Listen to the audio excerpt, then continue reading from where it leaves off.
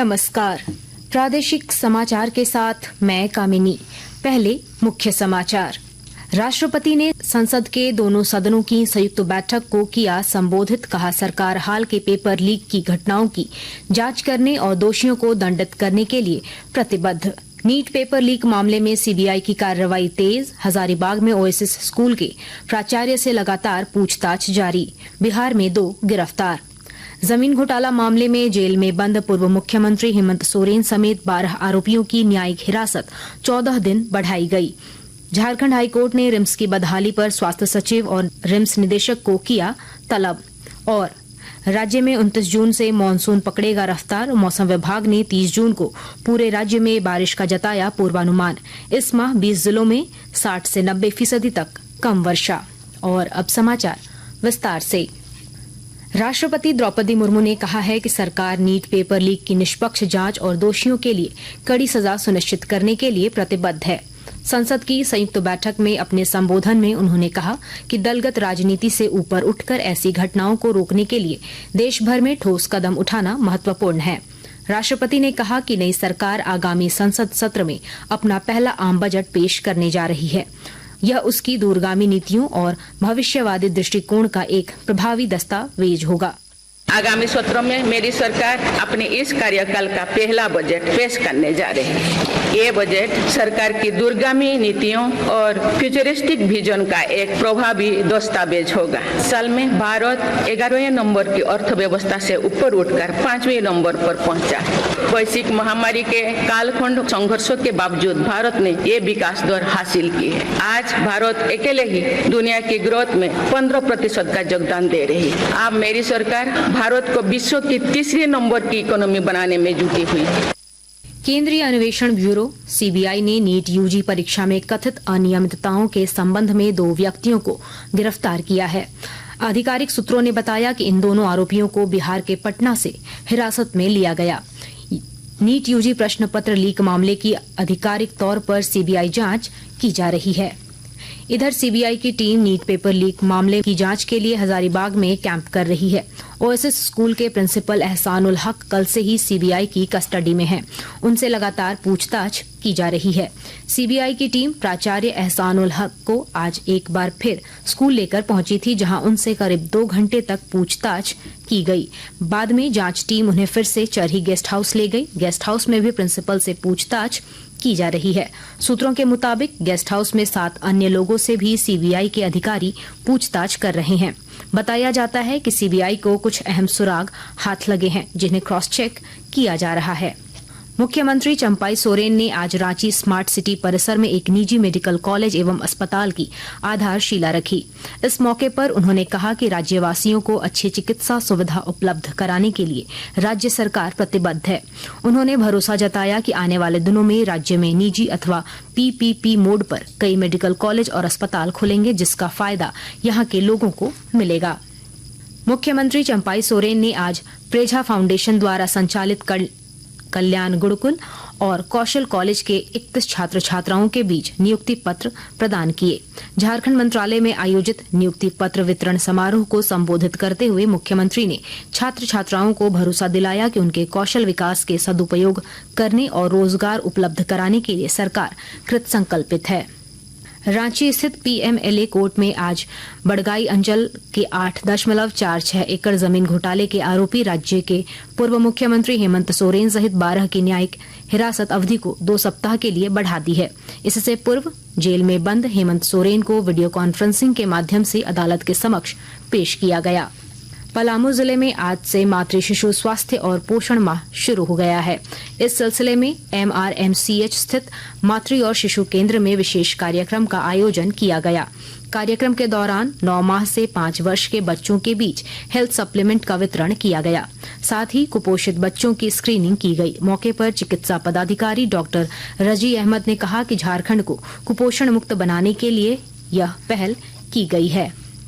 आकाशवाणी के ताजा तरीन समाचारों के लिए आप हमारी वेबसाइट newsonair.gov.in पर लॉग ऑन कर सकते हैं।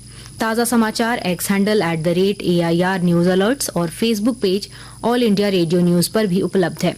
आप प्रादेशिक समाचार एकांश के X handle @AIR News_ Ranchi और फेसबुक, इंस्टाग्राम पेज तथा YouTube channel AIR News Ranchi पर भी हमारे बुलेटिन सुन सकते हैं। प्रादेशिक समाचार आप आकाशवाणी रांची से सुन रहे हैं। शेष समाचार इस विराम के बाद। झारखंड सरकार ने नशे के खिलाफ एक बड़ा कदम उठाया है, जिसमें मादक पदार्थों के उत्पादन, उपभोग और तस्करी पर रोक लगाने के लिए सरकार सक्रिय हो गई है। 12 जून से 26 जून तक एक विशेष अभियान चलाया जा रहा है, जिसका मुख्य उद्देश्य नशे की लत से प्रभावित लोगों की सहायता करना है। इतना ही नहीं, झारखंड सरकार मादक पदार्थों की खेती करने वालों को इसे छोड़ वैकल्पिक और बेहतर खेती के लिए प्रेरित भी कर रही है। साथ ही स्कूल, कॉलेज, ग्राम सभाओं और कम्युनिटी मीटिंग्स में नशे के खिलाफ जागरूकता फैलाने का काम भी कर रही है। सरकार नशीले पदार्थों की खरीद, बिक्री और तस्करी पर जीरो टॉलरेंस नीति के तहत कड़ी कार्रवाई कर रही है। नशे से दूर रहें, स्वस्थ जीवन अपनाएं। आइए मिलकर नशा मुक्त झारखंड बनाएं। सूचना एवं जनसंपर्क विभाग, झारखंड सरकार द्वारा जनहित में प्रसारित। प्रादेशिक समाचार में आपका फिर स्वागत है। राज्य के सबसे बड़े सरकारी अस्पताल रिम्स में बेहतर चिकित्सा सुविधा उपलब्ध कराने को लेकर दायर एक जनहित याचिका पर आज झारखंड हाईकोर्ट में सुनवाई हुई। अदालत ने कल राज्य के स्वास्थ्य सचिव, भवन निर्माण विभाग के सचिव और रिम्स के डायरेक्टर को सशरीर उपस्थित होने का निर्देश दिया है। कोडरमा जिले में बढ़ रहे साइबर अपराध के मामलों को देखते हुए पुलिस न सिर्फ कार्रवाई कर रही है, बल्कि इसके प्रति सचेत रहने के लिए लोगों को जागरूक भी कर रही है। और जानकारी दे रहे हैं हमारे संवाददाता। कोडरमा जिले में साइबर अपराध के मामले तेजी से बढ़ रहे हैं। आए दिन ठगी के शिकार लोग हो रहे हैं। बहरहाल कोडरमा पुलिस साइबर अपराध से जुड़े मामलों में त्वरित कार्रवाई करने के लिए विशेष अभियान चला रही है। SP अनुदीप सिंह ने मासिक गोष्ठी में तमाम थाना प्रभारियों को साइबर अपराध से जुड़े मामलों में संजीदगी से कार्य करने का दिशा निर्देश दिया है। इसके तहत विभिन्न थाना क्षेत्र के सरकारी और गैर सरकारी स्कूलों में भी स्कूली बच्चों को साइबर अपराध के प्रति जागरूक किया जा रहा है। SP अनुदीप सिंह ने बताया कि साइबर अपराध से जुड़े मामलों की देखरेख के लिए अलग सेल का गठन किया गया है, जो सूचना मिलने के तुरंत बाद एक्शन में आ जाती है। गजेंद्र बिहारी सिन्हा, आकाशवाणी समाचार, कोडरमा। स्वतंत्रता सेनानियों के वंशजों ने आज अपनी 15 सूत्री मांगों को लेकर रांची में राजभवन के समक्ष प्रदर्शन किया और उपवास रखकर मांगे पूरी करने पर जोर दिया। स्वतंत्रता सेनानियों के वंशजों का कहना है कि उनकी स्थिति दयनीय है, लेकिन सरकार की ओर से उन्हें कोई सहायता नहीं मिलती है। रांची में सेना में बहाली के लिए 27 जुलाई से 10 अगस्त तक भर्ती रैली आयोजित की जाएगी। इस सिलसिले में आज रांची में सदर अनुमंडल पदाधिकारी और अपर जिला दंडाधिकारी की अध्यक्षता में बैठक हुई। बैठक में डायरेक्टर रिक्रूटिंग और भर्ती संबंधित पदाधिकारी भी उपस्थित रहे। बाद में कर्नल विकास भोला ने कहा कि रांची जिले के युवाओं को सेना में ज्यादा से ज्यादा शामिल करना उनका लक्ष्य है। राज्य में मानसून की रफ्तार फिलहाल धीमी पड़ गई है। मौसम विभाग ने 29 जून से इसकी सक्रियता बढ़ने की संभावना व्यक्त की है। मौसम विज्ञान केंद्र रांची के प्रभारी अभिषेक आनंद ने बताया कि 30 जून को पूरे राज्य में बारिश का अनुमान है। उन्होंने यह भी कहा कि जून महीने में 20 जिलों में अब तक 60 से 90% तक बारिश कम हुई है।